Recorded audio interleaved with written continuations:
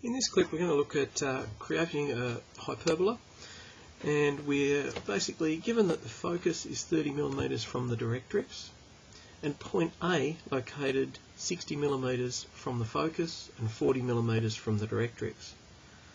We can use the second part of this, the 60mm from focus and 40mm from directrix, to work out what our eccentricity is. So our eccentricity equals any point to the focus, which in this case point A located 60mm from the focus, so point to the focus is 60mm, over any point to the directrix, in this case it's 40mm from the directrix. So 60 over 40, we can break this down and that will be simplified down, becomes 3 over 2. So our eccentricity equals 3 over 2. That means that there is 3 parts from a point to the focus and 2 parts from a point to the directrix. Now remember that in a hyperbola, when it curves around and it hits the axis, at that point the point lies on the axis and it's the closest it will be to the directrix, in this case 2 points, and it will be 3 points from the focus. So let's go back to the start and look at where the focus sits. The focus sits 30mm from the directrix. So let's mark that in. So let's start on the 10 there, and we go 10, 20, 30mm. That is where our focus sits. Now we know that from the point to the focus, okay, so the point must sit back here somewhere. That's going to be our vertex. Okay, the vertex is the point that sits directly on our axis and closest to the directrix. Now it's from the point to the focus, it's 3, so there's going to be 3 parts back here, and then there's going to be 2 parts from that point back to the directrix. What that means is that if we divide from our directrix to our focus into 5 equal parts, we can find where the vertex is, or where that point sits on our axis line. So let's go ahead and divide this into 5 parts. Now this is a little bit tricky doing this because it ends up making our drawing very cramped in the end. So I'll do a small gap. So this angle is just any angle, doesn't matter what the angle is in there, any angle, any length line, it's just our line division, as you guys should really know by now. 2, 3, 4, 5, so there's 1, 2, 3, 4, 5.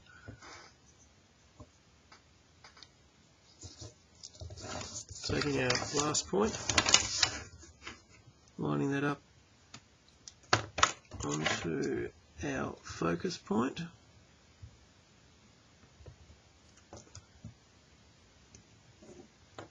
Just take that line up. Moving along, taking all those up.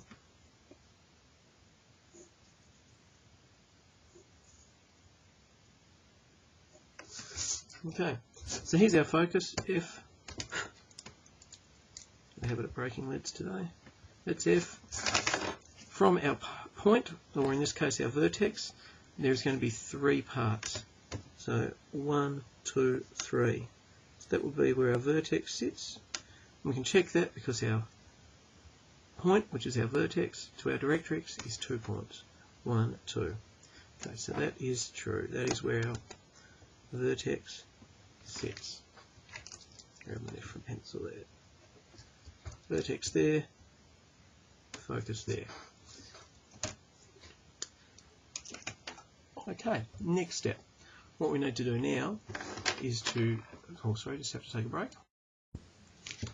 The next step is to mark out 2 even spaced marks. Sorry about that.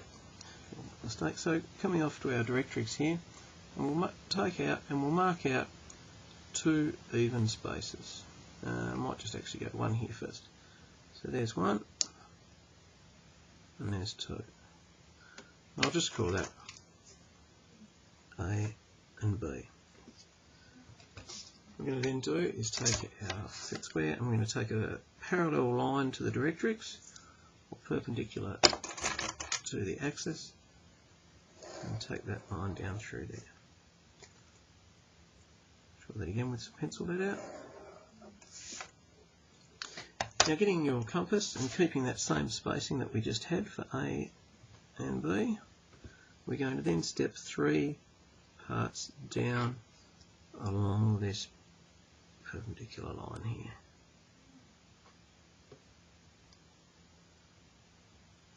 Okay, on that last point, where that last point is there, we're going to go from right back here where our axis and directrix touch, and we're going to go through that point, and we're going to create a line out like that.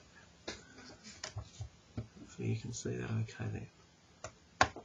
The next step is we're going to put in some random lines after V, and perpendicular to the axis again. I'll just mark a few through. We've got that one there. I'll do another one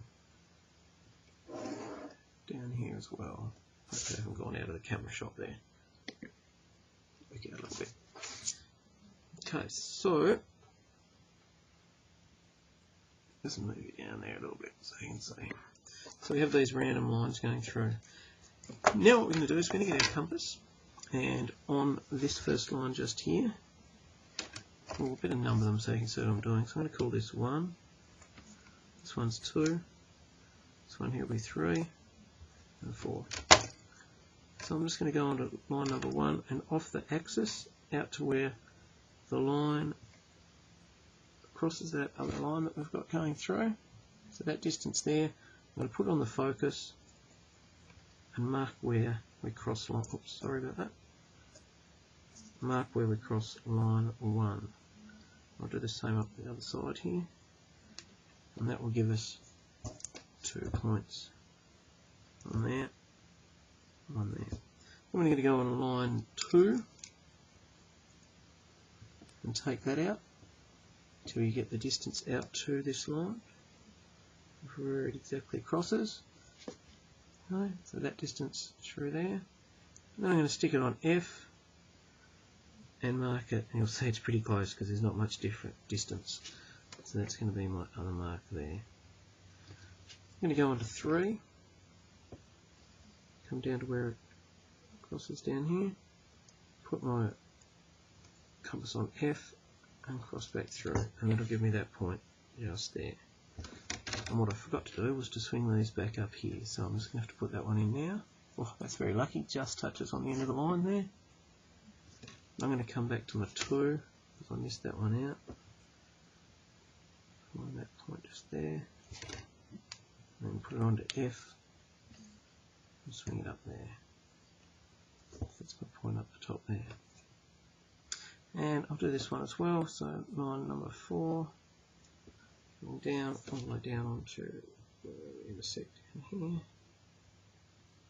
And I'm going to go on to F and swing that up, and it's off the page, so we won't worry about that one up there, but it's heading out that way somewhere. So we can go in and we can rough all of these lines in.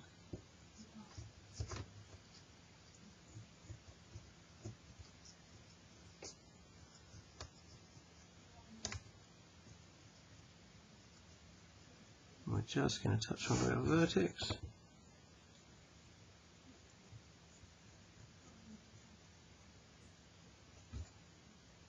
Through, you'll see it touching just inside there, and it's going to touch the line right there. We'll just slowly start to come back away.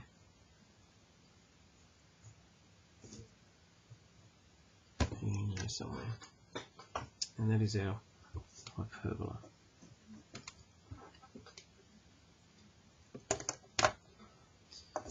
What I will note here, that if you take